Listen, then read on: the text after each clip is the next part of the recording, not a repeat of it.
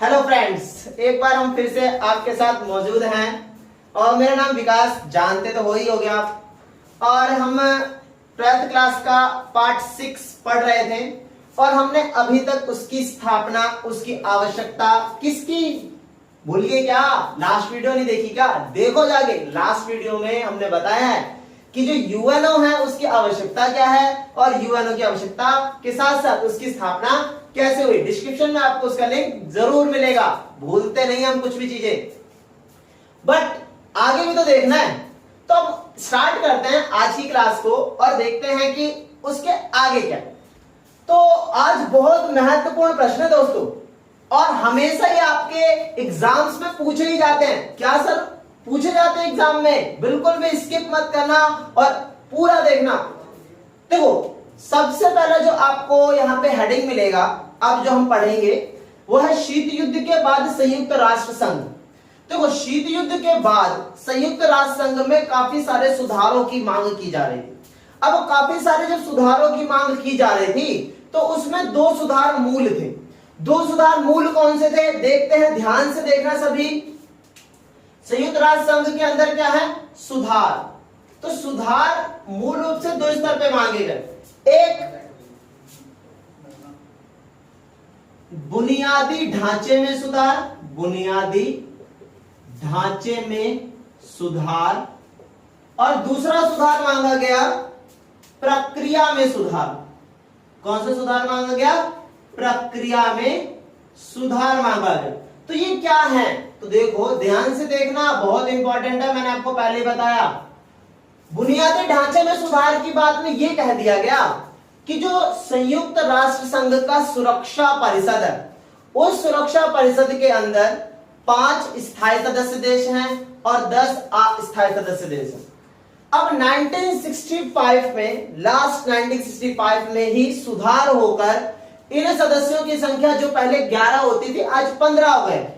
तो आज के समय में बहुत सारे देश ये सुधार मांगते हैं कि 1965 में जो संख्या बढ़कर 11 से 15 हुई थी, वो 15 देशों की संख्या हो सकता है कि 1965 के बाद जो समय था उस समय में विश्व को चला सके। बट आज के समय में विश्व की स्थितियां बदल चुकी हैं, ताकत के ध्रुव बदल चुके हैं, नए नए संगठन बन चुके हैं और विश्व की परिस्थितियां ही बदल गई हैं। तो क्या आज के समय में भी 15 जो देश हैं, क्या वो विश्व को संभाल सकते हैं? तो बहुत सारे देशों ने कहा कि नहीं नहीं नहीं नहीं नहीं, 15 देशों से अब हमें कुछ ज्यादा देशों की जरूरत है। तो दोस्तों, सुधार ये कहा जा रहा है कि जो 5 स्थायी सदस्य देश और 10 अस्थायी सदस्य देश हैं, उनकी संख्या में बढ़ोतरी हो, ताकि विश्व एक प्रतिनिधि मूलक बन सके, विश्व एक ऐसे संगठन के रूप में चले। मतलब यूएनओ का जो सुरक्षा परिषद है वो एक ऐसा अंग हो जिसको देखने पे ऐसा लगे कि विश्व के अधिकतर देशों का यहाँ पे प्रतिनिधित्व है और यह जो संगठन है पूरे विश्व का प्रतिनिधित्व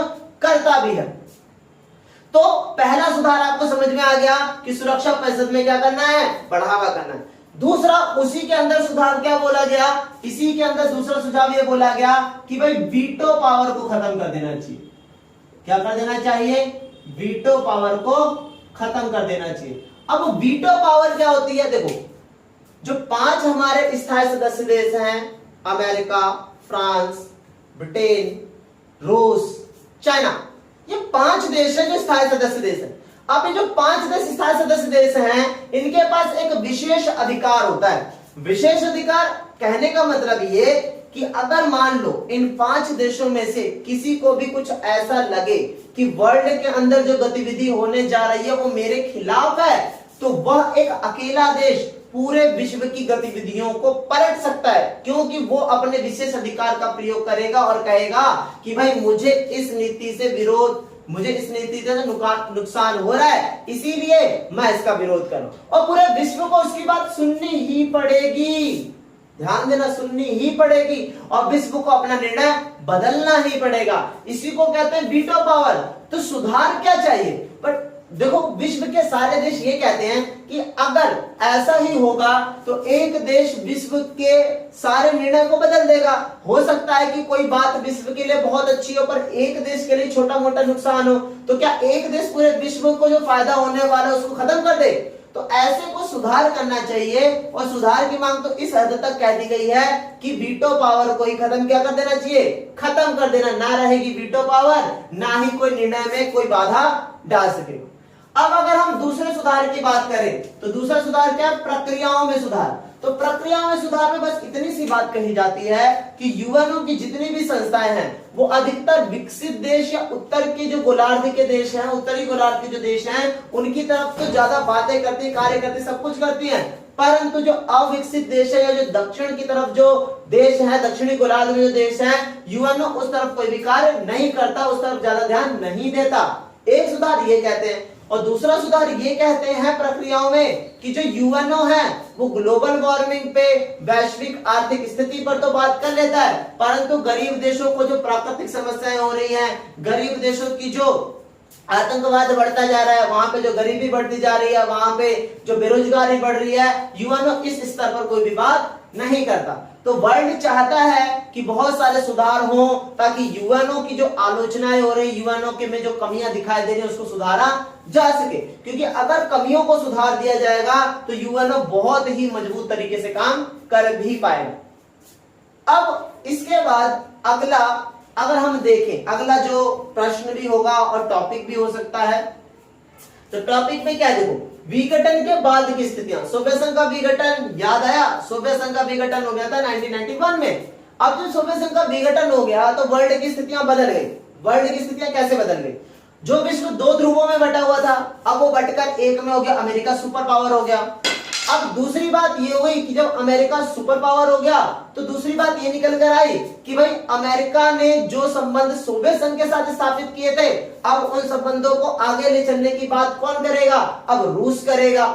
वर्ल्ड के अंदर एशिया के जो देश हैं वो अप्रत्याशित तरीके से बढ़ते जा रहे हैं, उनकी आर्थिक स्थिति मजबूत होती चली जा रही है, जिसमें भारत और चीन बहुत आगे जा रहे हैं। साथ ही साथ वर्ल्ड के अंदर बहुत सारी नई नई समस्याएं जनरेट हुई हैं, जैसे कि जनसंहार की समस्याएं, गृह युद्ध की समस्याएं, आतंकवाद की समस्याएं, ग्लोबल वार्मिंग की समस्याएं, ये आज की नवीन समस्याएं हैं। तो 1990 के बाद जो विघटन था उसके बाद भी काफी सारी स्थितियों में बदलाव आया, जैसे कि मैंने आपको बताया। अब इसके बाद अगला टॉपिक आप क्या देख रहे हो, कोफी अन्नान के सुधार। ध्यान से दोस्तों एक बार मैं आपको दोबारा बता दूं, ये प्रश्न 6 नंबर कंटेन करता है। हाँ दोस्तों 6 नंबर कंटेन करता है, और ध्यान से हमेशा एक क्वेश्चन आता है। और अगर मैं आपसे अपना पर्सनल एक्सपीरियंस भी शेयर करूं तो 2014-15 में जब मैंने अपनी क्लास सेशन को पास किया था, बोर्ड को पास किया था, तब मेरा 6 नंबर के अंदर फर्स्ट क्वेश्चन यही था कि क्या भारत को सदस्यता मिलनी चाहिए या नहीं मिलनी चाहिए, कोफी अन्नान के तर्कों से स्पष्ट कीजिए। तो ये प्रश्न बहुत इंपॉर्टेंट है। अब कोफी अन्नान क्या है, सुधार क्या है, बातें क्या है, उस पर हम बात करते हैं। देखो 1997 में 1 जनवरी 1997 कोफी अन्नान यूएनओ के महासचिव बने। अब जब वो यूएनओ के महासचिव बने तो उन्होंने कुछ सुधार करे, क्योंकि विश्व कह रहा था, सुधार मांग कर रहा था, तो उन्होंने एक सुधार ये कर दिया। उन्होंने एक बात कह दी इस तारीख को कि अगर किसी भी देश को सिक्योरिटी काउंसिल का स्थायी सदस्य देश बनना है तो उसे 6 मानदंडों को पूरा करना होगा, 6 नियमों को पूरा करना होगा। अगर कोई भी देश इन 6 नियमों को पूरा कर देता है तो वो देश सुरक्षा परिषद का सदस्य बन जाएगा। तो 6 मानदंड क्या रखे गए, एक बड़ी आर्थिक ताकत, दूसरा मानदंड क्या रखा, बड़ी सैन्य शक्ति, तीसरा मानदंड क्या रखा, बजट में भूमिका, चौथा मानदंड क्या रखा, लोकतांत्रिक देश, पांचवा मानदंड क्या रखा, अर्थव्यवस्था और भौगोलिक स्थिति अच्छी होनी चाहिए, और भौगोलिक स्थिति अच्छी होनी चाहिए आपकी, ठीक है। और लास्ट जनसंख्या बड़ी होनी चाहिए आपकी, जनसंख्या बड़ी होनी चाहिए। ये 6 मानदंड एक बार दोबारा मैं पढ़ को आपको बता देता हूं, बड़ी आर्थिक ताकत, बड़ी सैन्य ताकत, बजट में भूमिका, लोकतांत्रिक देश होना चाहिए, अर्थव्यवस्था भौगोलिक स्थिति अच्छी होनी चाहिए और जनसंख्या बड़ी होनी चाहिए। अगर ये 6 मानदंड कोई भी देश पूरा कर दे तो उसको सुरक्षा परिषद की स्थायी सदस्यता मिल जाएगी। ऐसा किसने कहा?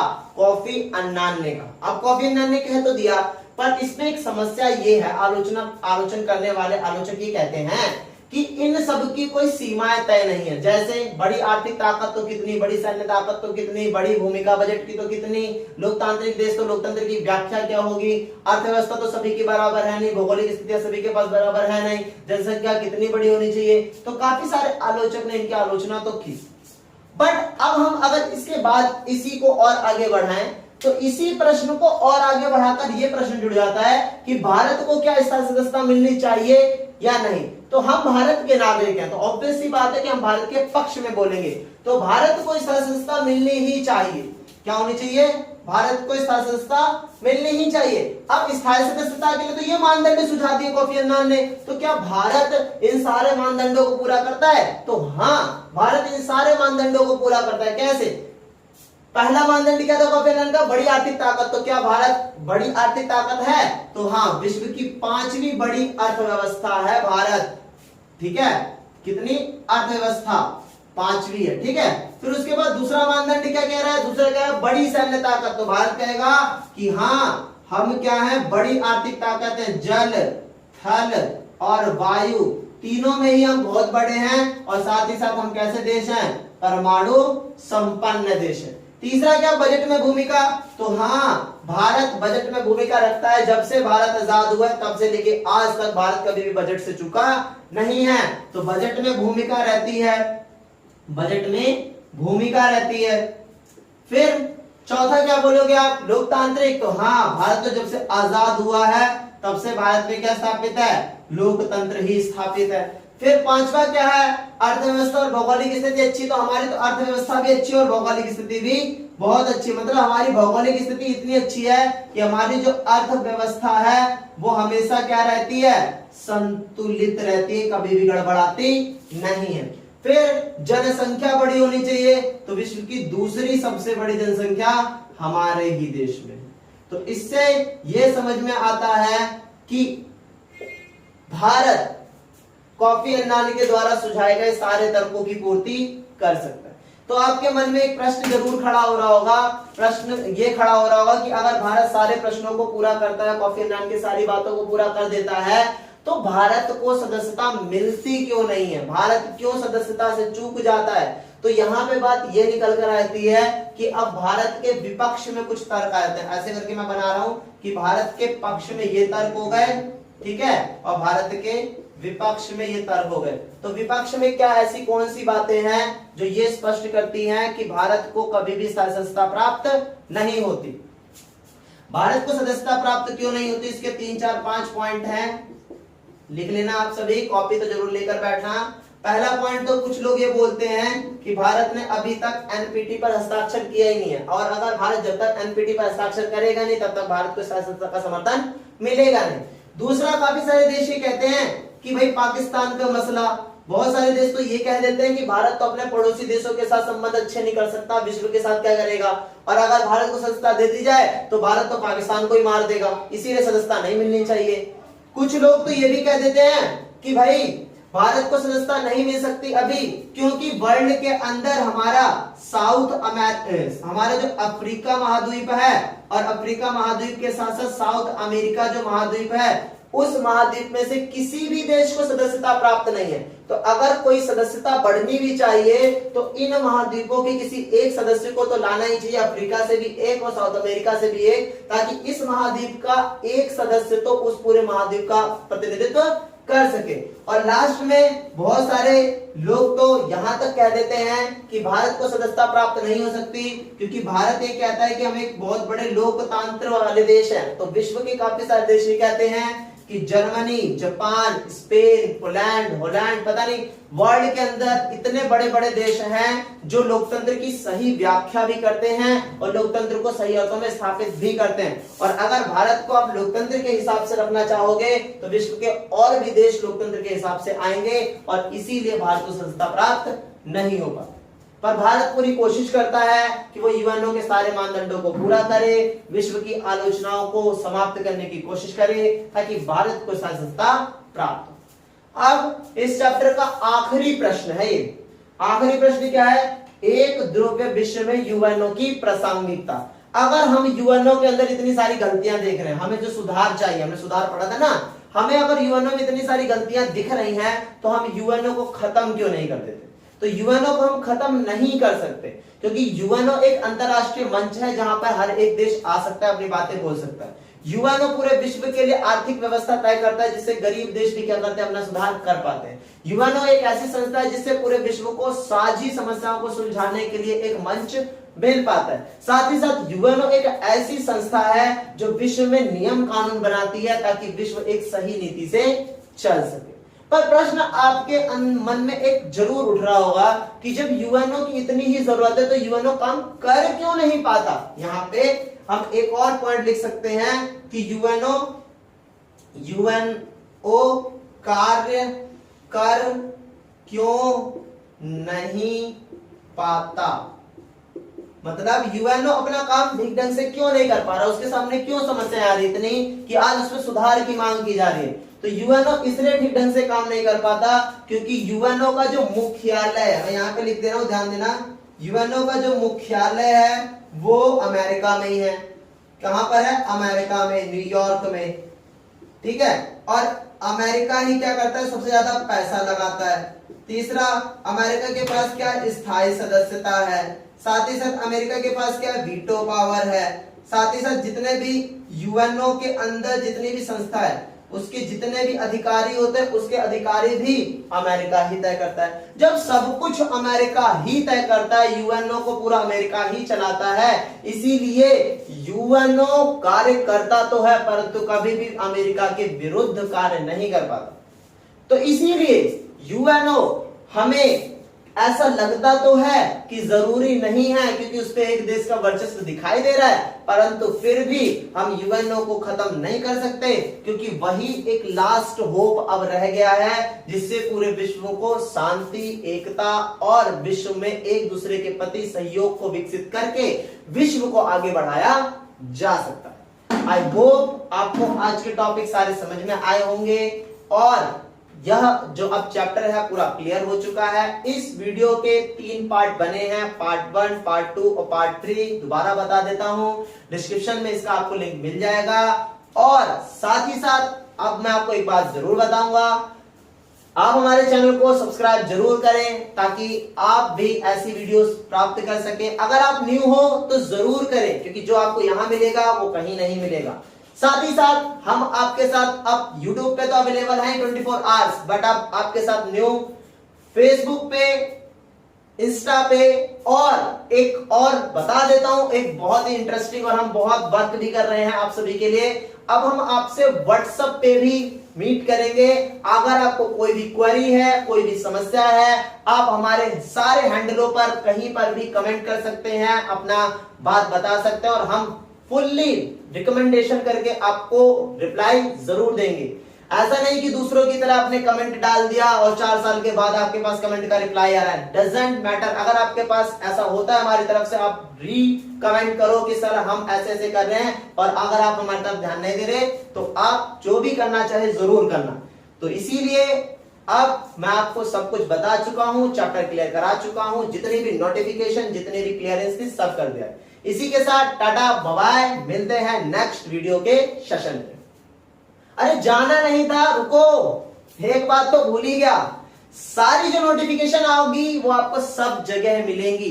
डजंट वरी अबाउट इट कि सिर्फ यूट्यूब पर ही मिलेगी, सब पर आपको नोटिफिकेशन मिलेगी। आप कहीं भी हमारे ऑनलाइन हैंडल्स पे मौजूद रह सकते हो। अब सच में आपको टाटा बाय, क्योंकि अगले चैप्टर में भी तो मिलना है। ठीक है, तो मिलते हैं अगले चैप्टर के अंदर, अगले वीडियो सेशन में।